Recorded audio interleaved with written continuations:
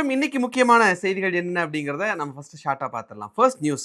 இன்ஃபோசிஸ்னுடைய நிறுவனர்களில் ஒருவரான நாராயணமூர்த்தி மீண்டும் இந்தியர்கள் 72 மணி நேரம் ஒரு வாரத்துக்கு வேலை செய்யணும் அப்படின்னு சொல்லி ஒரு சர்ச்சையை கிளப்பியிருக்காரு. ஒரு டிவி இன்டர்வியூக்கு கொடுத்த அவர் என்ன சொல்லியிருக்காரு அப்படின்னா, நாட்டுடைய முன்னேற்றத்திற்கு இந்த உழைப்பு அப்படிங்கிறது ரொம்ப தேவை. இதுக்கு முன்னாடி இதே மாதிரி ஒரு சர்ச்சையில மாட்டினாரு. அப்பயும் இதே விஷயத்தை தான் அவர் சொன்னார். அதுக்கு அவர் எடுத்துக்காட்டா என்ன சொல்றாருன்னா, சைனால 996 அப்படின்னு ஒரு முறை இருக்கு. அதாவது காலையில் 9 மணிலிருந்து இரவு 9 மணி வரை 6 நாட்கள் வேலை செய்யணும் அப்படின்ற முறையை சைனா பின்பற்றாங்க. அதே மாதிரி இந்திய இளைஞர்களும் இந்த நடைமுறையை பின்பற்ற வேண்டும். இந்தியாவுடைய வளர்ச்சிக்கு இது உறுதுணையா இருக்கும் அப்படின்னு சொல்லி அவர் சொல்லியிருக்காரு. ஆனா இதை சோசியல் மீடியால வழக்கம் போல 2023ல ஒரு இதே மாதிரி 70 ஹவர்ஸ் அப்படின்ற ஒரு விஷயத்த சொல்லியிருந்தாரு. அப்ப எப்படி ட்ரால் பண்ணாங்களோ அதே மாதிரி தான் இப்போ அவர் ட்ரால் பண்ணிட்டு இருக்காங்க. என்ன சொல்லியிருக்காங்கன்னா, யூரோப்பியன் கண்ட்ரீஸ்ல 10-5-5 அப்படின்னு ஒரு விதி இருக்கு. அதாவது காலையில 10 மணிலிருந்து சாயந்தரம் 5 மணி வரைக்கும் தான், வாரத்துல 5 நாள் தான் வேலை செய்யணும். ஸோ ஒர்க் லைஃப் பேலன்ஸ் நல்லா இருக்கணும் அப்படின்னா கன்ஃபார்மாக இந்த மாதிரியான விஷயம் தான் தேவையே தவிர, நீங்க சொல்ற மாதிரி 996 அப்படிங்கிறது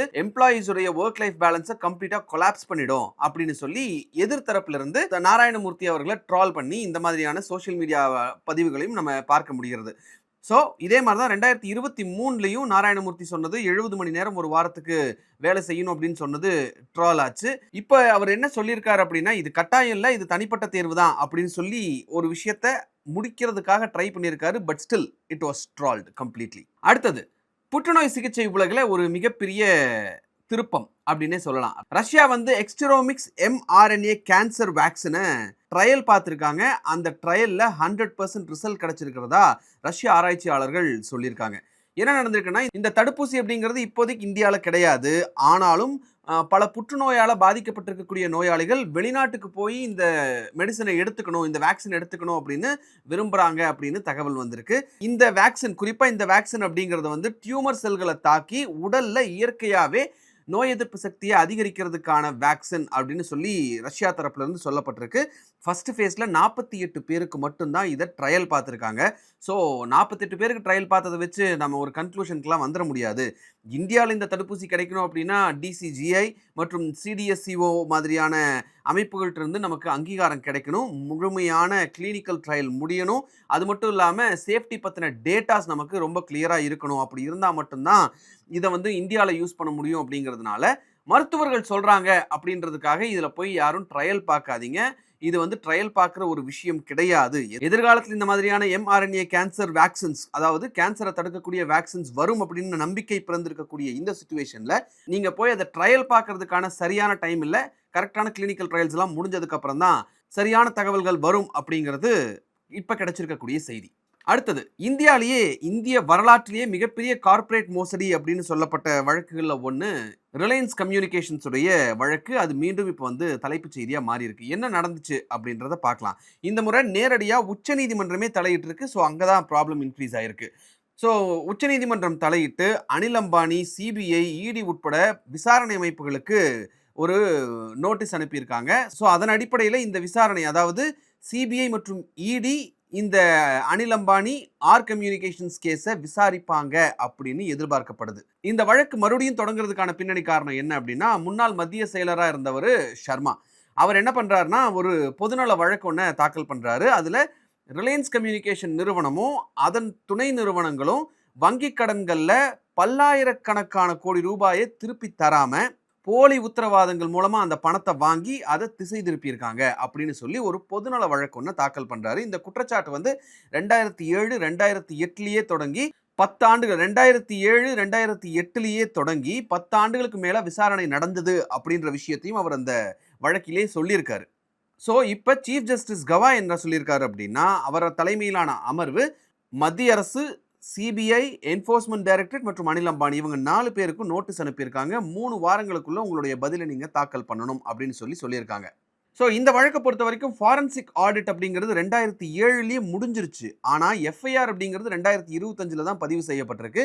இவ்வளவு தாமதம் இருக்கிறதுனால நீதிமன்றத்துடைய கண்காணிப்பில் தான் இந்த விசாரணை நடக்கணும் அப்படின்னு சொல்லி பிரசாந்த் பூஷன் அவருடைய வாதத்தின் போது சொல்லியிருக்காரு. ஸோ அனில் அம்பானி மேலே இருக்கக்கூடிய குற்றச்சாட்டுகள் இந்த ஆர்காமை பொறுத்த வரைக்கும் என்ன அப்படின்னா, வங்கி கடன்களை போலி நிறுவனங்கள், அதாவது ஷெல் கம்பெனி மூலமாக மாற்றியிருக்காரு அப்படின்றது ஒன்று. கணக்குகளை மாத்தியிருக்காரு. அதாவது மேனிபுலேட்டட் அக்கவுண்ட்ஸ் அப்படின்னு சொல்றாங்க. அக்கவுண்ட்ஸை மேனிபுலேட் பண்ணியிருக்காரு. ஃபாரன்சிக் ஆடிட்ஸ் இருந்தும் வங்கிகள் வந்து இதை மோசடியான ஒரு கணக்கு, இவங்க திருப்பி அந்த பணத்தை கொடுக்கல அப்படின்னு பேங்க்ஸே சொல்லாம இவ்வளவு நாள் காத்துட்டு இருந்திருக்காங்க. இதை பண்ணாமலே பேங்க்ஸ் இருந்திருக்காங்க அப்படின்னு சொல்லியிருக்காங்க. அது போக ஃபினான்ஷியல் இர்ரெகுலாரிட்டிஸ் இருந்திருக்கு. இந்த மாதிரியான விஷயங்கள் எல்லாம் இருக்கு. இதெல்லாம் விசாரிக்கணும் அப்படின்னு தான் அந்த பொதுநல வழக்கு தொடரப்பட்டிருக்கு. ஏற்கனவே சிபிஐ, இடி எல்லாம் வந்து ரிலையன்ஸ் கம்யூனிகேஷன், அனில் அம்பானி தொடர்புடைய 35க்கும் மேற்பட்ட இடங்கள்ல சோதனை எல்லாம் நடத்தினாங்க. அது மட்டும் இல்லாம 3000 கோடி ரூபாய்க்கும் அதிகமான சொத்துக்களை முடக்கி வச்சாங்க. இதெல்லாம் ஒரு பக்கம் நடந்திருக்கு. இப்பதான் 2025ல தான் இது அரௌண்ட் ஜூலை சம்வேர்ல தான் இது நடந்தது. பட் இப்படி இருக்கக்கூடிய சூழ்நிலையில இந்த ரிலையன்ஸ் கம்யூனிகேஷன் இந்த குற்றச்சாட்டுகளை முழுமையா மறுத்திருக்காங்க. இது எல்லாமே எங்களுடைய போட்டியாளர்கள் திட்டமிட்ட அவதூறு எங்க மீது பரப்புறாங்க, அதனாலதான் இந்த மாதிரியான குற்றச்சாட்டுகள்லாம் எங்க எங்க எங்க மேல வருது அப்படின்னு சொல்லி ரிலையன்ஸ் கம்யூனிகேஷன் தரப்புல இருந்து சொல்லியிருக்காங்க. அதாவது கோப்ரா போஸ்ட் அப்படின்ற இணையதளத்துடைய பழைய தகவல்கள்லாம் எடுத்து இப்போ மறுபடியும் புழக்கத்தில் விட்டு மார்க்கெட் சென்டிமெண்ட்டை மேனிப்புலேட் பண்ண பார்க்குறாங்க அப்படின்னு சொல்லி ரிலையன்ஸ் கம்யூனிகேஷன் தரப்புல இருந்து அவங்க பதில் சொல்லியிருக்காங்க.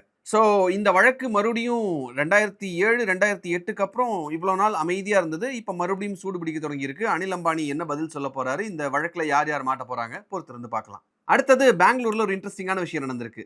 இன்ஸ்டாகிராம் கிரியேட்டரான கேசி பெரேரா என்ன பண்றாரு, ஒரு மோமோ கடையில் எப்படி தான் வேலை நடக்குது அப்படின்னு ஒரு எக்ஸ்பீரியன்ஸ் வேணும் அப்படின்னு சொல்லி பெங்களூரில் இருக்கக்கூடிய ஒரு தெரு ஓரத்தில் இருக்கக்கூடிய ஒரு மோமோ கடையில் ஒரு இன்ஸ்டாகிராம் ரீல் ரெடி பண்ணுறதுக்காக அங்கே போகிறாரு.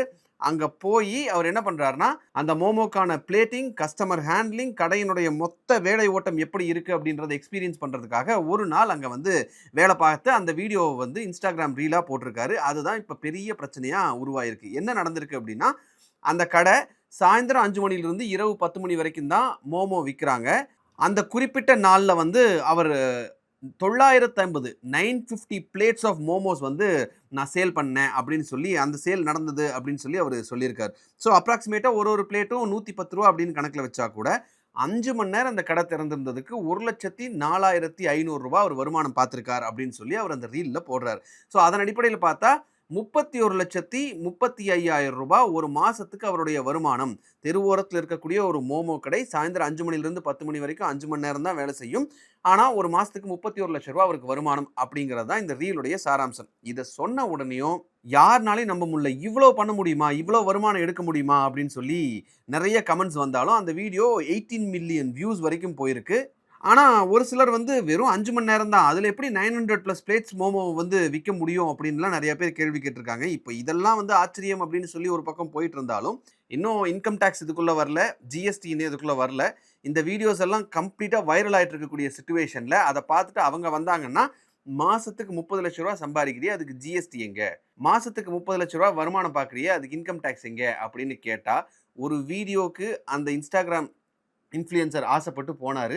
கடைசியில் அந்த மோமோ கடைக்காரர் இப்போ கம்ப்ளீட்டாக மாட்டிட்டு இருக்காரு. இனி அடுத்தது என்ன நடக்க போகுதுன்னு பார்க்கணும். ஏன்னா இது ஒரு கம்ப்ளீட் ஃபாலோ அப் ஸ்டோரியாக தான் டெஃபினட்டாக இருக்கும். ஏன்னா இனி வரக்கூடிய காலங்களில் இந்த இன்ஸ்டாகிராம் இன்ஃப்ளூயன்சர் போய் ஒரு வீடியோ பண்ணார். அவர் வீடியோ பண்ணதுனால இவர் ஜிஎஸ்டி இவ்வளோ கட்டினார், இல்லை இன்கம் டேக்ஸ் இவ்வளோ கட்டினார்.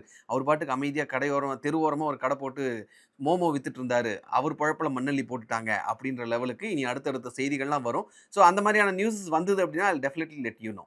ஸோ இந்த வீடியோ உங்களுக்கு பிடிச்சிருக்கு அப்படின்னா இந்த வீடியோவை லைக் பண்ணுங்கள், ஷேர் பண்ணுங்கள், கமெண்ட் பண்ணுங்கள், சப்ஸ்கிரைப் பண்ணுங்கள். தேங்க்யூ.